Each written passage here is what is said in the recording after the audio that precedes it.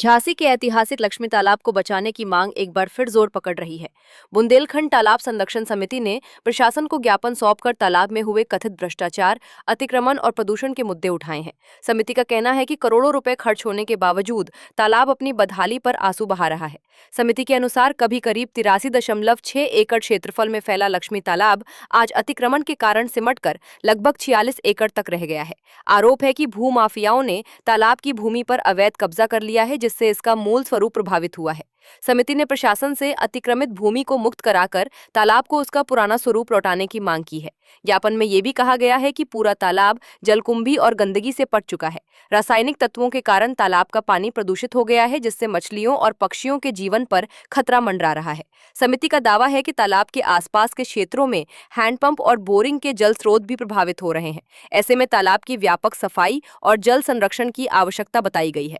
समिति ने तालाब के सुंदरीकरण और रखरखाव के नाम पर करोड़ों रुपए खर्च किए जाने पर भी सवाल खड़े किए हैं। आरोप है कि विकास कार्यों में बड़े स्तर पर अनियमितताएं हुई हैं। तालाब के बीच स्थापित वीरांगना महारानी लक्ष्मीबाई की प्रतिमा तक पहुंचने के लिए कोई समुचित मार्ग नहीं बनाया गया, जिससे प्रतिमा की साफ सफाई और माल्यार्पण तक में कठिनाई होती है। समिति का कहना है कि जिस उद्देश्य से पर्यटन और श्रद्धा केंद्र के रूप में तालाब का विकास किया गया था, वो आज तक पूरा नहीं हो सका है। नाव संचालन जैसी योजनाएं भी धरातल पर नजर नहीं आती। ऐसे में समिति ने पूरे प्रकरण की निष्पक्ष जांच कर दोषियों के खिलाफ कार्रवाई की मांग की है। अब देखने वाली बात यह होगी कि प्रशासन इस ज्ञापन पर क्या कदम उठाता है और क्या झांसी की ऐतिहासिक धरोहर लक्ष्मी तालाब को अतिक्रमण, प्रदूषण और बदहाली से मुक्ति मिल पाती है या नहीं।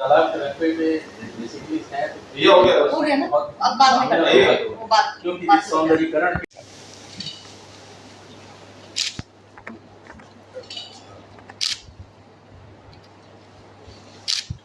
क्या तालाब आप देखिएगा 2-3 महीने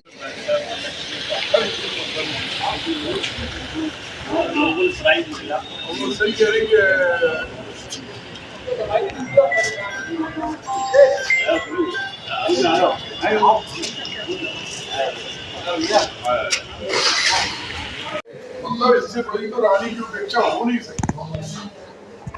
और उसको 18 तक तो इन्क्रोचमेंट की बात है ना, तो पूरा हो गया, तरफ से बना के चले जाइए। इन्क्रोचमेंट इशू है, तो जितना रकबा है ना